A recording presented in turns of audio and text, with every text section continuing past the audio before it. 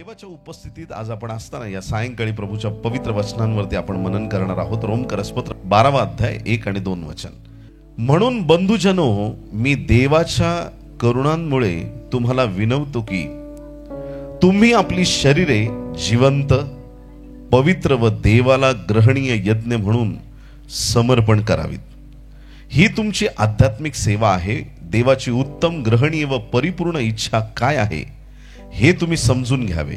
म्हणून या युगाबरोबर समरूप होऊ नका, तर आपल्या मनाच्या नवीकरणाने स्वतःचे रूपांतर होऊ द्या. आमेन. सगळे म्हणा, तुमचं मन नवीन करा. शेजारच्याला सांगा, तुमचं मन नवीन करा. बर, जुनं मन जे आहे आमचं, ते आमचं जुनं मन आदामासारखं आहे.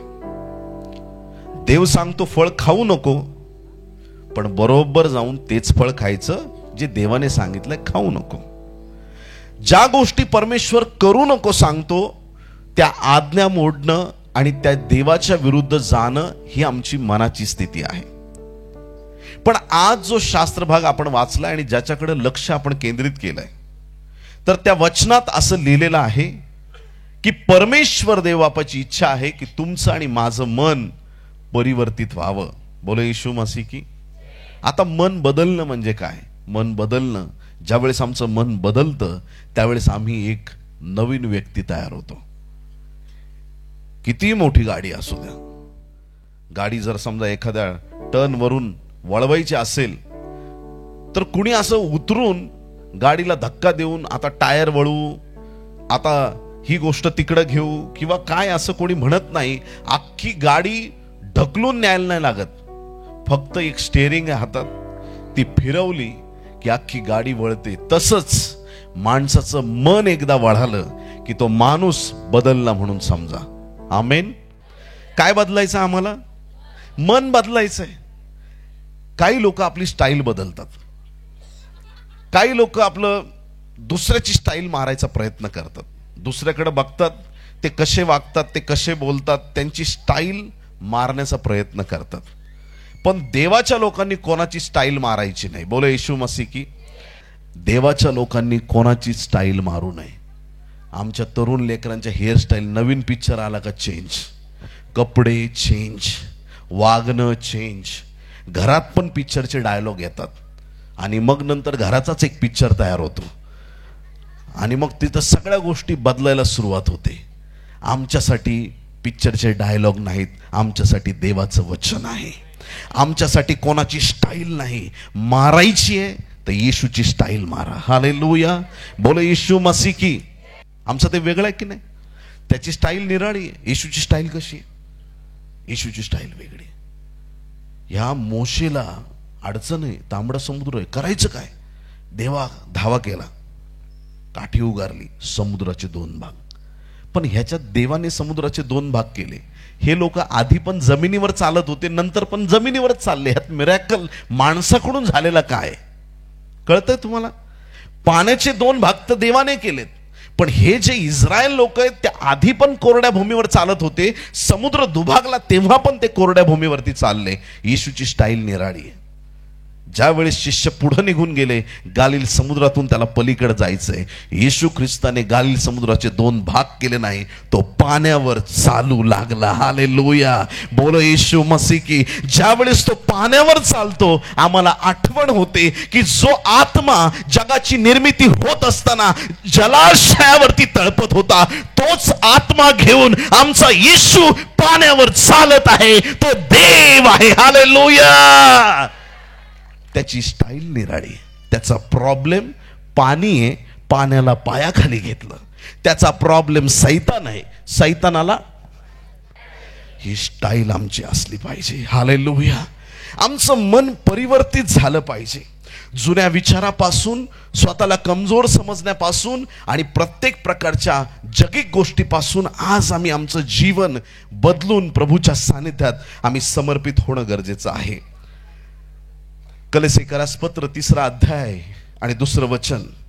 कलसे 3 आणि 2 बायबल सांगतं, वरील गोष्टींकडे मन लावा. कुठल्या? वरील गोष्टींकडे. पृथ्वीवरील गोष्टींकडे लावू नका. मन लावायला सांगितलंय कुठे? स्वर्गाच्या गोष्टींकडे, जगाच्या गोष्टीकडे नाही. देवाच्या प्रिय लोकांनो, मी हैदराबादवरून आलो म्हणून मी हैदराबाद बद्दल बोलतो. माझा येशू स्वर्गामधून आला म्हणून तो स्वर्गाबद्दल बोलतो.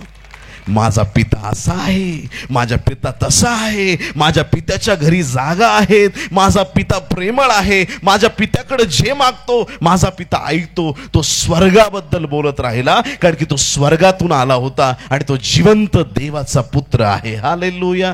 देवाच्या लोकांनो, या ठिकाणी आमचं मन स्वर्गीय गोष्टींकडे आम्ही लावलं पाहिजे. जगिक गोष्टीकडे मन लावायला कोणाला विनंती करावी लागत नाही. जगातल्या गोष्टींकडे लक्ष लाव हे सांगावं लागत नाही. हे शरीर मातीतून आलंय आणि हे नेहमी तुम्हाला मातीकडे खेचण्याचा प्रयत्न करेल, पण तुमचा आत्मा देवापासून आहे. हालेलुया. आणि म्हणून तुमचं आत्मिक जीवन, तुम्हाला दिलेला पवित्र आत्मा, ते आत्मिक जीवन सतत तुम्हाला देवाच्या गोष्टींकडे लक्ष केंद्रित करायला लावेल. आमचं मन स्वर्गाकडे लागलेलं पाहिजे. ज्यावेळेस आमचं मन स्वर्गाकडे लागलं पाहिजे असं मी म्हणतो, तर बायबलमध्ये आणखीन एक सुंदर वचन दिलेलं आहे. लूक 12वा अध्याय 33-34 वचनात सांगितलेलं आहे, जेथे तुमचे धन आहे तेथे तुमचे मनही लागेल. जिथे धन आहे तिथे मनही लागेल. एखाद्या ठिकाणी तुमचा फार मोठा बंगला आहे आणि तुम्ही दुसऱ्या गावात जाऊन एका लहानशा झोपड्यात राहताय. मग तुम्ही म्हणाल का मला इथंच राहू द्या, तिकडची प्रॉपर्टी जाऊ द्या? नाही, तुम्ही शोधत तुमच्या घराकडे याल.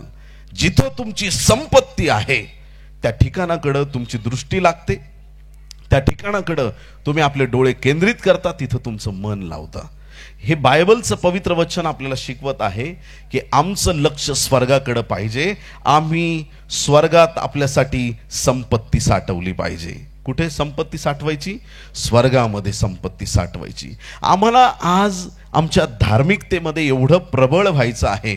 जगिक गोष्टी प्राप्त करण्यासाठी आम्ही फार काही करतो, कष्ट करतो. अख्खं आयुष्य जगामध्ये फक्त या गोष्टीसाठी निघून जातं की जगात मी काय कमावलं, जगात मी काय प्राप्त केलं. देवाच्या प्रिय लोकांनो, येशूचा वधस्तंभ कसा आहे? येशूचा वधस्तंभ म्हणजे एक उभा खांब आणि एक आडवा खांब. उभा खांब आणि आडवा खांब, दोन खांब आहेत. हा वधस्तंभ म्हणजे काय हे समजलं पाहिजे. ज्यावेळेस वधस्तंभामधील जो उभा खांब आहे, उभा खांब म्हणजे तुमचे परमेश्वराबरोबरचे संपर्क हे नेहमी चांगले असले पाहिजेत. किती लोक आमेन म्हणतील? Praise the Lord. तुमचे देवाबरोबरचे संपर्क चांगले पाहिजेत. उभा खांब म्हणजे तुम्ही आणि परमेश्वर यांच्यामध्ये कनेक्शन आहे, जोडलेले आहात हे दाखवतो. आडवा खांब क्रूसामधला म्हणजे तुम्ही लोकांशी चांगलं वागता हे तो दर्शवतो. काही लोक प्रार्थनेत खूप जबरदस्त असतात पण सख्या भावाला वाईट बघतात, है ना. देवाशी प्रार्थना खूप सामर्थ्यवान करतील पण लोकांशी बोलायचं झालं की त्यांच्या तोंडातून कुचकं भाषण निघतं. देवाची स्तुती असो. कधीही काही लोकांना विचारा कसं काय, बरं आहे का? आम्हाला काय झालंय? आम्ही काय मरायला लागलोय का? काय नाही झालं आम्हाला. कधीच सरळ उत्तर देणार नाहीत. काही लोक कधीच कोणाशी, आजूबाजूच्या लोकांशी नीट बोलणार नाहीत. काही लोक इतरांशी नीट बोलतात पण त्यांचं प्रार्थना जीवन शून्य आहे. देवाबरोबर कनेक्टेड नाही, देवाबरोबर जुडलेलं नाही. जगात नाव मोठं आहे पण स्वर्गाच्या देवाशी, येशू ख्रिस्ताशी त्यांचं नातं नाही. देवाचं नाव मुखात नाही, वधस्तंभ परिपूर्ण होत नाही. ज्या वेळेस तुमचं जीवन देवाबरोबर चांगलं आहे आणि आपल्या परिवारात, आपल्या आजूबाजूच्या लोकांशी तुम्ही चांगल्या रीतीने वागता, त्यावेळेस वधस्तंभ पूर्ण होतो. आमचं लक्ष स्वर्गाकडे केंद्रित पाहिजे. आज आमचं मन बदलणं गरजेचं आहे. आज आमचं लक्ष आमच्या देवाकडे लागणं गरजेचं आहे. आज आमचं लक्ष परमेश्वराच्या पवित्र स्वर्गाकडे लागणं गरजेचं आहे. प्रेषितांची कृत्ये 3 अध्याय 19 आणि 20 वचनामध्ये बायबल सांगतं, पश्चाताप करा आणि वळा. हालेलुया. पश्चाताप करा आणि देवाकडे वळा. जे तुम्ही आपल्या मार्गाने चाललेले आहात, जे तुमच्या मनाला योग्य वाटतं ते तुम्ही करत आहात. परमेश्वर सांगत आहे की जगात तू काय कमवलं, एक दिवस या जगाला सोडून जावं लागेल. या जीवनासाठी तुम्ही कितीही करा, कराल, हे शरीर जे देवाने दिलेलं आहे, या शरीराला तुम्ही कितीही पोसत राहाल, हे शरीर मागत राहील. आजपर्यंत या शरीराला स्वच्छ करण्यासाठी शेकडो साबण आपण संपवले, पण उद्या सकाळी परत साबण लागणार आहे. हालेलुया. या शरीराला सुंदर ठेवण्यासाठी आम्ही काय काय केलं, परंतु हे शरीर कधीच आम्हाला साथ देत नाही. प्रियांनो, या शरीराला पोसण्यासाठी, या शरीरावर प्रेम करण्यासाठी आपण काही गोष्टी करतो. आज आम्ही आत्म्यावरती प्रेम करूया, आज आम्ही देवाच्या वचनावरती प्रेम करूया, आज आम्ही स्वर्गीच्या परमेश्वरावर सुद्धा असं प्रेम करूया की त्याद्वारे देवाचं मोठं आणि महान गौरव होईल. प्रभू सांगत आहे, पश्चाताप करा आणि माझ्याकडे वळा. आज आम्हाला देवाकडे वळण्याची गरज आहे. आणि मग परमेश्वर ज्या वेळेस आम्हाला आमच्या जीवनाची पकड घेतो, आमच्या जीवनामध्ये असंख्य अशा आशीर्वाद आल्याशिवाय राहत नाही. काही लोक म्हणतात, एखाद्या व्यक्तीला बघितलं, हा दारू पितो, त्याला किती सांगा तो सुधरत नाही, नंतर सांगायचं बंद करतात. ऐकताय तुम्ही? एखादा व्यक्ती, त्याला कितीही सांगा तो सुधरत नाही, आणि मग लोक त्याला सांगायचं बंद करतात. पण आपण आशा सोडता कामा नये. जोपर्यंत आपण आहोत, आपण सांगत राहायचं, हे चुकीचं आहे, हे बरोबर आहे, तुला असं वागलं पाहिजे, ही देवाची इच्छा आहे. बायबल सांगतं या ठिकाणी, नीतिसूत्रे 21वा अध्याय आणि पहिलं वचन, प्रोव्हर्ब्स चॅप्टर 21 वर्स 1, नीतिसूत्रे 21 आणि 1, राजाचे मन पाटाच्या पाण्याप्रमाणे परमेश्वराच्या हाती आहे, त्याला वाटेल तिकडे ते वळवतो. राजाचं मन पाटाच्या पाण्यासारखं वळवणं हे परमेश्वराच्या हाती आहे. राजाचं मन इतकं कठीण असतं प्रियांनो. राजाचं मन म्हटलं की पहिली फारो राजाची आठवण येते. हालेलुया. फारो राजा म्हणजे एक स्पेशल राजा होता. तुम्ही ते लोक पाहिलेत ज्यांच्या मानेमध्ये त्रास असतो आणि त्यांना डॉक्टर एक पट्टी देतात, बेल्ट देतात मानेला लावायला. बघितलंय कधी? त्या माणसाला कधीच मान वाकवता येत नाही बेल्ट लावल्यानंतर. फारोला बेल्ट नव्हता मानेला, पण त्याचा ताठ मानेचा स्वभाव होता. काही लोक असतात ना, असेच बोलतील, काय झालं, जराही नम्रता नाही. कोणी काही बोलायला लागलं, ताठ मानेने उत्तर दिला, मला काही माहित नाही, मी कोण नाही, मी असा, मी तसा. मान ताट. फारोची मान ताट होती. आणि एवढा मोठा राजा होता, त्याला कोणाचाही ऐकून घेण्याचं त्याचं मन नव्हतं. त्याच्यावर कोणी हुकूमत चालवत नव्हतं किंवा त्याला कोणी आज्ञा देत नव्हतं. अशा प्रकारचं फारोचं मन आहे. त्याला कोणी आज्ञा देत नव्हतं. आणि आपला मोशे सकाळ संध्याकाळ त्याच्या पुढे उभा राहायचा. फारो, माझ्या लोकांना जाऊ दे. बोला येशू मसीह की. ज्याला कुणी आज्ञा देत नाही त्याला मोशे देवाचा दास आज्ञा द्यायचा. हालेलुया. मोशेमध्ये ती धमक, ते सामर्थ्य त्या जळत्या झुडपापासून निर्माण झालं होतं. देवाचा अभिषेक ज्या वेळेस त्याला प्राप्त झाला, देव त्याच्या बरोबर होता, आणि म्हणून तो फारोला जाऊन आज्ञा करायचा, फारो, माझ्या लोकांना जाऊ दे. राजाचं मन कठीण आहे. मग परमेश्वर काय सोडतोय का? परमेश्वराने एक एक चमत्कार दाखवायला सुरुवात केली. पाण्याचं रक्त झालं. हालेलुया. तिथून जे सुरुवात झाली, एक एक चमत्कार. मग अशा काही पीडा पाठवल्या. मिसरच्या लोकांवरती पीडा आल्या, इस्रायल लोकांवर आल्या नाही. इथं एक घर आहे, इथं एक घर आहे. हे घर इस्रायल माणसाचं आहे, इथं घर फारोच्या माणसाचं आहे. फारोच्या माणसाच्या घरात सगळे बेडकं, आणि ह्याच्या घरात एक पण नाही. आहे ना फरक? फारो झोपेतून उठला असेल, त्याला अख्ख्या घरात बेडूकच बेडूक, सगळीकडं उड्या मारतायत. हे काय? ही पीडा आहे. ओवांची पीडा, गोमाशांची पीडा, एकावर एक पीडा, निबिड अंधकाराची पीडा. आणि मग ह्या सगळ्या पीडा होत असताना फारो घडीत म्हणायचा जा, परत म्हणायचा नका जाऊ, जा नका जाऊ. त्याचं मन कठीण होतं, आणि त्या कठीण मनाच्या मुळे त्याला त्या लोकांना जाऊ देण्याची इच्छा नव्हती. मग एक शेवटची अशी पीडा आली की ज्याच्या कपाळाच्या दाराच्या कपाळपट्टीवरती कोकऱ्याचं रक्त नव्हतं, त्या घरात मृत्यू शिरला. आणि घरातील जो ज्येष्ठ मुलगा होता, त्या मृत्यूने त्याला मारून टाकलं.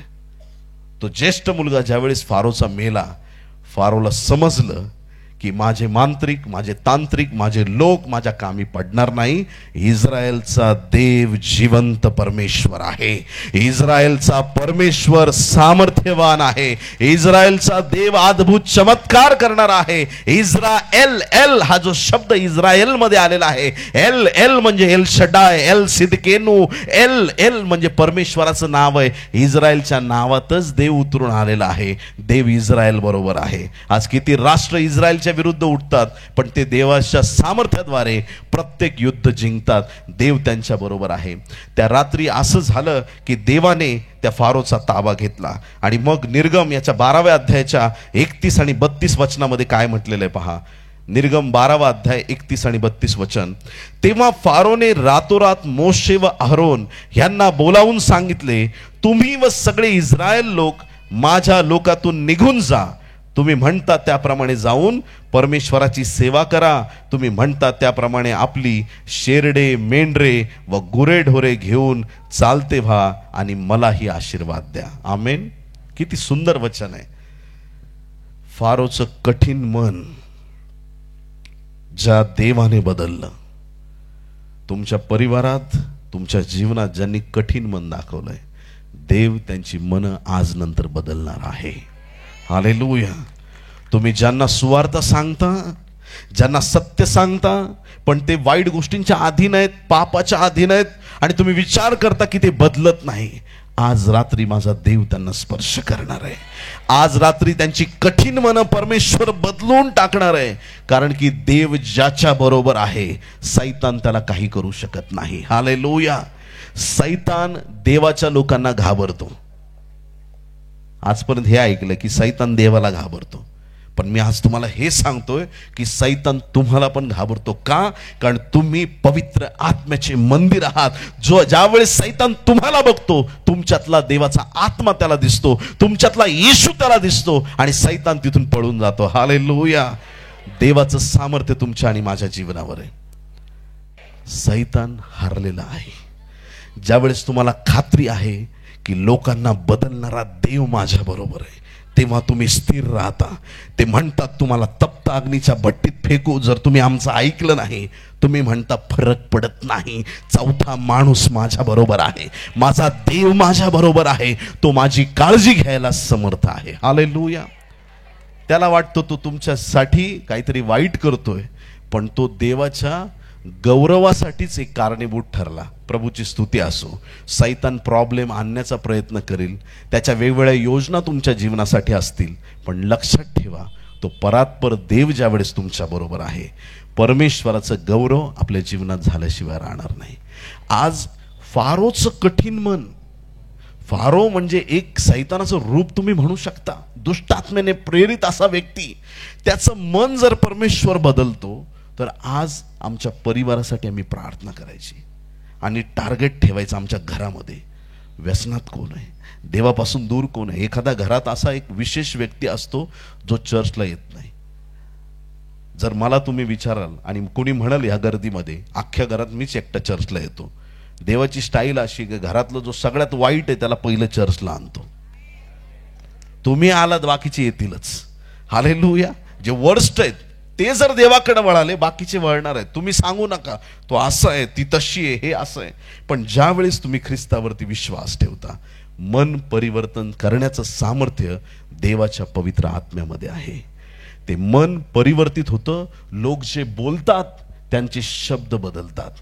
लोक बदलणारे आहेत आणि त्यांना बदलणारा देव काल, आज, युगानुयुग एकसारखा आहे. देव बदलत नाही, तो माणसांना बदलतो. हालेलुया. एक दिवशी काय झालं, प्रेषितांची कृत्य 28व्या अध्यायात खूप सुंदर घटना दिलेली आहे. मिलिता नावाचं एक बेट आहे, तिथपर्यंत पौल जाऊन पोहोचलाय. संत पौल बेड्या घातलेल्या स्थितीमध्ये एक त्या ठिकाणी बंदीवान म्हणून त्याला घेऊन चाललेले आहेत. देवाच्या कार्याविषयी, देवाचं काम करताना त्याला अटक झाली आणि तो प्रवासात आहे.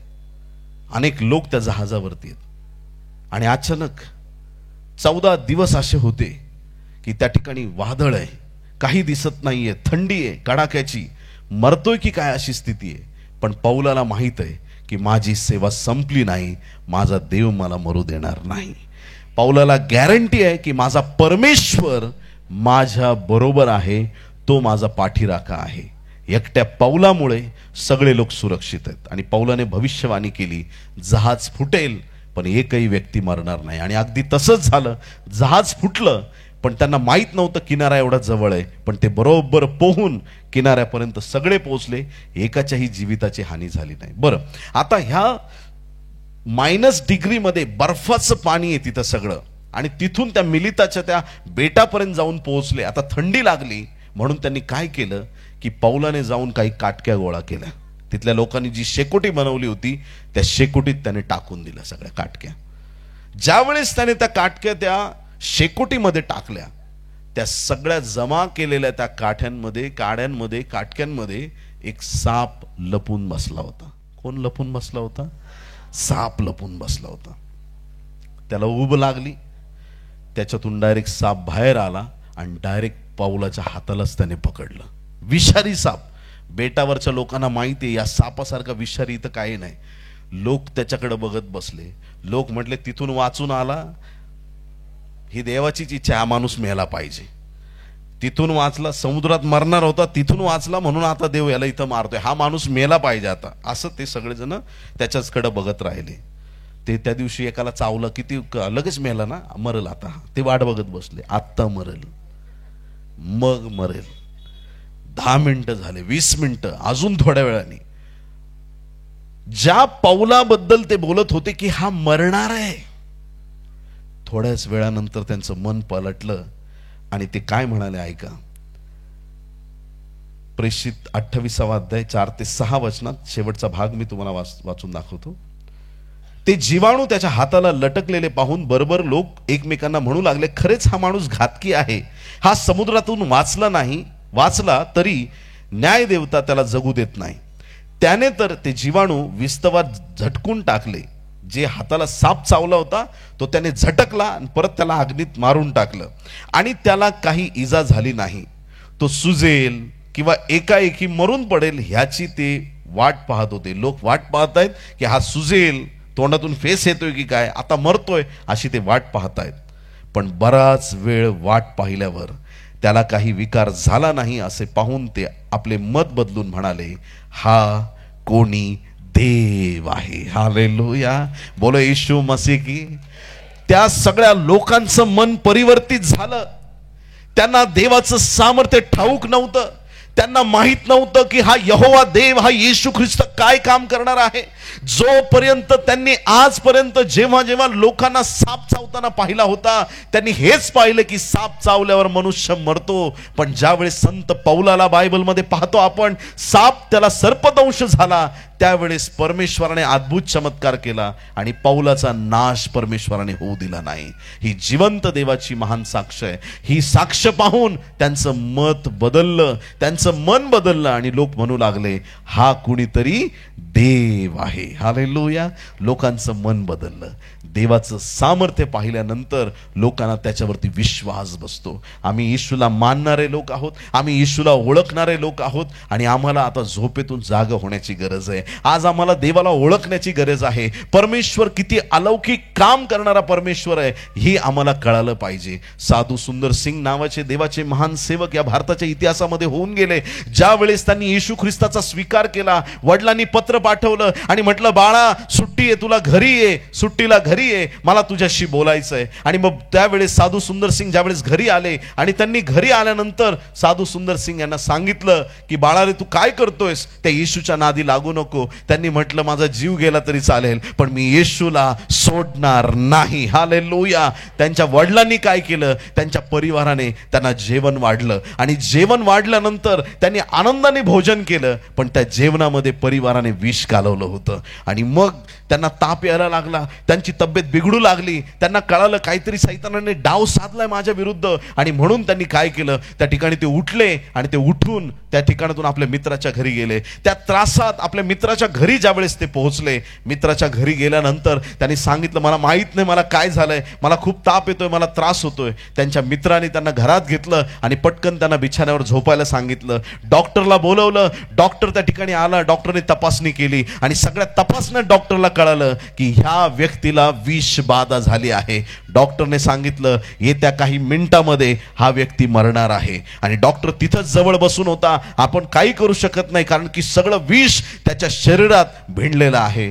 साधू सुंदर सिंग देवाकडे प्रार्थना करत होते, जर तुझं काम माझ्याकडून करून घ्यायचंय तर मी मरता कामा नये. किती लोक आमेन म्हणणार आहे? हालेलुया. जर तू जिवंत देव आहे, तुझं काम मला जर या देशात करायचंय तर मला जिवंत ठेव, कारण तू जिवंत आहे. देवाने त्यांची प्रार्थना ऐकली. खूप वेळ झाला, बराच वेळ झाला, आणि डॉक्टरने बघितलं की यांची प्रकृती सुधरत आहे. विष बाधा केल्याच्या नंतर पण माणूस जगतो हे पाहून, त्या ठिकाणी साधू सुंदर सिंग पूर्ण बरे झालेले पाहून डॉक्टरचं मन परिवर्तित झालं आणि डॉक्टरने आपलं जीवन येशू ख्रिस्ताला समर्पित केलं. बोलो येशू मसीह की. हा तो जिवंत परमेश्वर आहे जो दिनी प्रतिदिनी आमची काळजी घेतो. ज्या डॉक्टरला माहित नव्हतं की येशू काय आहे, त्याला कळालं येशूमध्ये काय सामर्थ्य आहे.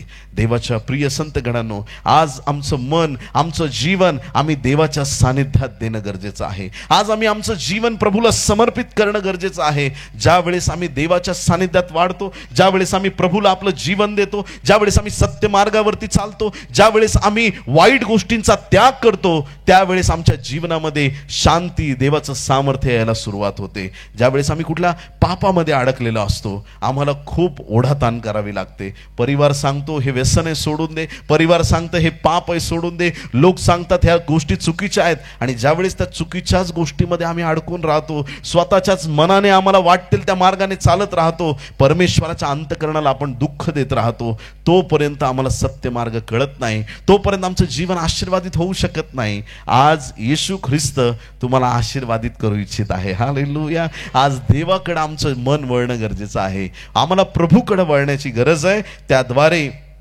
देवाचा अलौकिक आणि महान गौरव झाल्याशिवाय राहणार नाही. बायबलमध्ये सुंदर घटना दिलेली आहे. मत्ती 21 अध्याय 28 ते 31 वचनामध्ये. तुम्हाला काय वाटते ते सांगा बरे. येशू ख्रिस्त दाखला देतोय आणि सांगतोय, एका मनुष्याला 2 मुलगे होते. तो पहिल्याकडे जाऊन म्हणाला, मुला, आज द्राक्ष मळ्यात जाऊन काम कर. पहिल्या मुलाला सांगितलं द्राक्ष मळ्यात जाऊन काम कर. त्याने उत्तर दिले, जातो महाराज. पण तो गेला नाही. जातो म्हटला पण तो गेला नाही.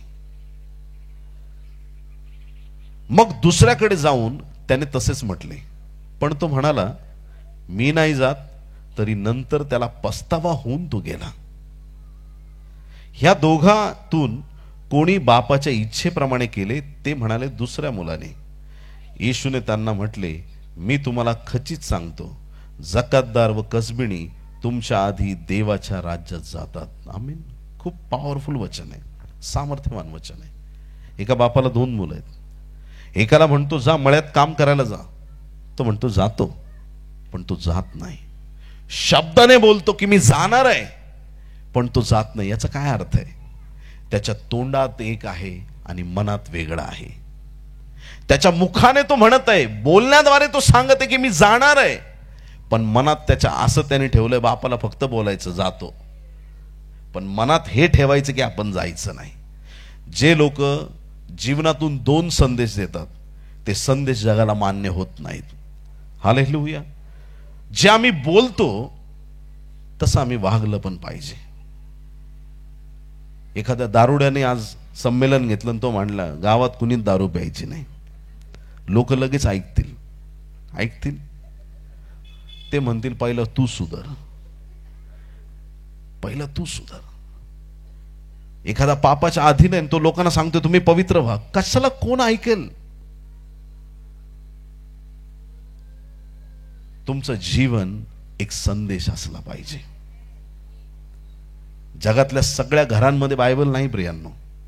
जगातील प्रत्येक व्यक्तीच्या घरात बायबल नाही. त्यांच्यासाठी बायबल तुम्ही आहेत. ज्यावेळेस तुम्ही तुमच्यामधून प्रेम दाखवाल, त्यांना कळेल की खरंच हे प्रीतीने वागणारे लोक आहेत. बरोबर की नाही?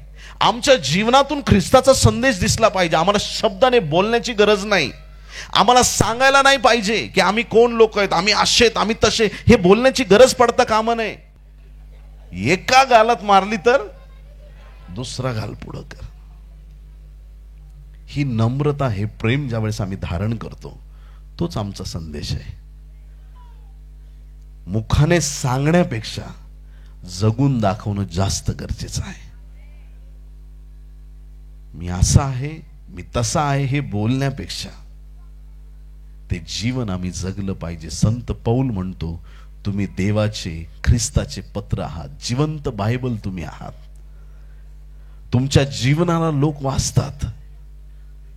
जर तुम्हाला तुमच्या परिवारात, तुमच्या जीवनात परिवर्तन बघण्याची गरज आहे, जर तुम्हाला असं वाटतं की माझ्या जीवनातून लोकांना आशीर्वादित झालं पाहिजे, माझ्या समाजासाठी माझ्या जीवनाचा लाभ घडला पाहिजे, त्यावेळेस फक्त बोलणारे असू नका, कृती करणारे व्हा. हालेलुया. आपल्या जीवनातून ख्रिस्त गाजवलं पाहिजे. ख्रिस्ताचं नाव उंच करणं गरजेचं आहे. एक मुलगा म्हणतो, जातो बाबा, मी जातो शेतात काम करण्यासाठी, पण तो गेला नाही. आणि दुसरा मुलगा म्हणतो, मी नाही जाणार. थोड्या वेळाने त्याला वाईट वाटतं, नको मी जायला पाहिजे. तो पस्तावा करतो आणि तो देवाच्या, आपल्या बापाची इच्छा मान्य करतो आणि देवाची योजना पूर्ण करतो. आई वडिलांची आज्ञा पाळणं फार मोठी गोष्ट आहे. किती लोक आमीन म्हणतील? काही लोकांची ना मन एवढे कठीण असतात, आई बाप काही सांगू ऐकत नाही. ती आई बिचारी लेकराला जन्म देते, 20 वर्ष लावते मुलाला हुशार करायला. किती वर्ष? 20 वर्ष. तरुण बनवायला, हुशार बनवायला 20 वर्ष. आणि एखादी 2 मिनिटात त्याला भेटली का तो येडा होऊन जातो. 2च मिनिटात, 2 मिनिटं, त्याच्यात मॅगी पण बनत नाही लवकर, हा वेडा होतो 2 मिनिटात. तिने का असं सांगितलं, तिने तसं सांगितलं, आणि आईला, आई तुला समजत नाही, आई तू गप.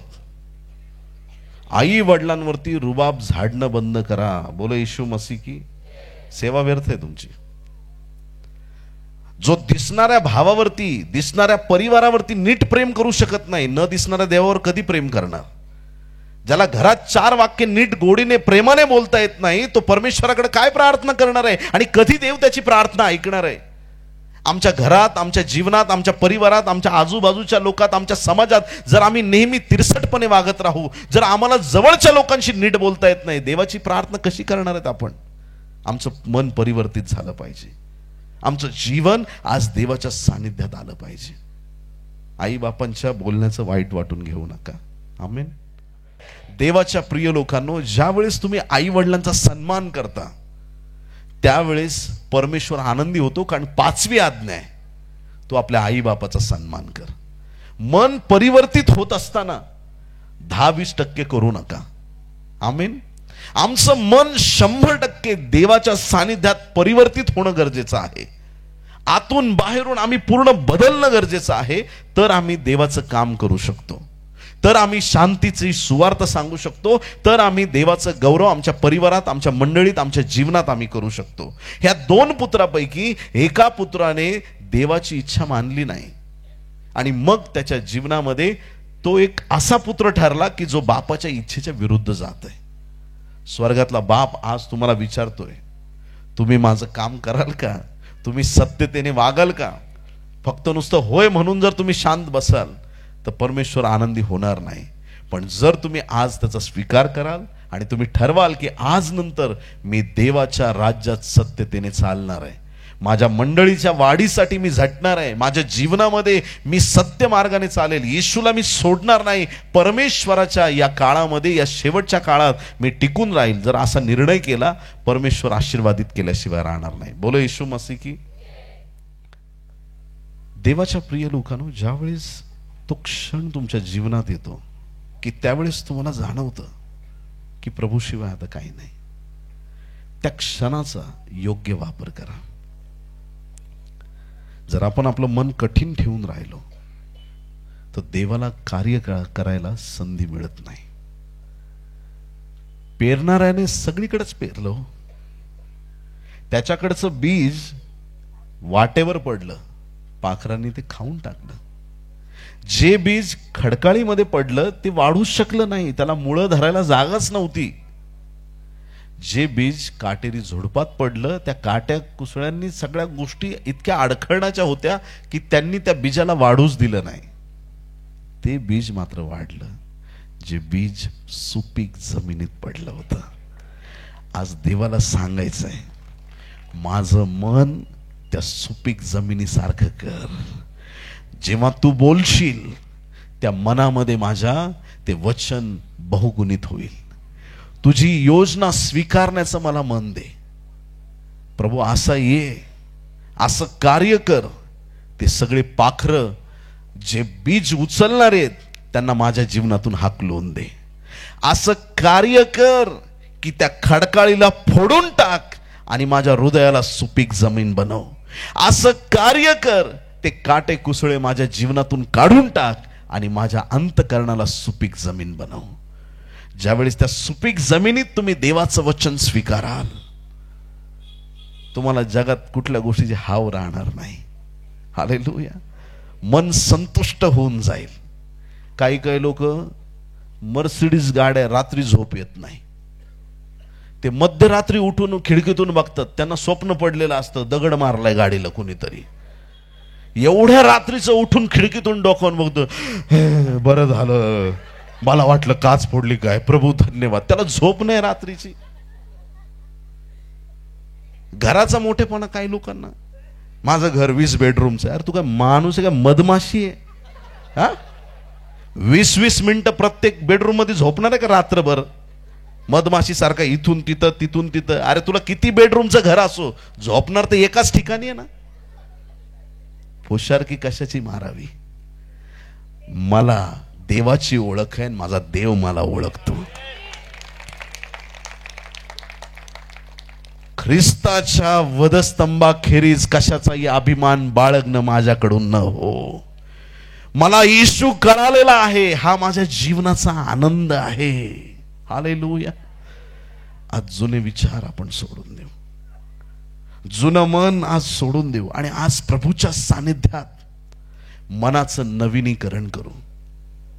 काही लोक ठरवतात 31 डिसेंबर पासून माझ्या जीवनाची नवीन सुरुवात करणार आहे मी. कधीपासून? 31 डिसेंबर. आमच्या मुंबईत माटुंगा म्हणून ठिकाण आहे, तिथे एक अंकल होते.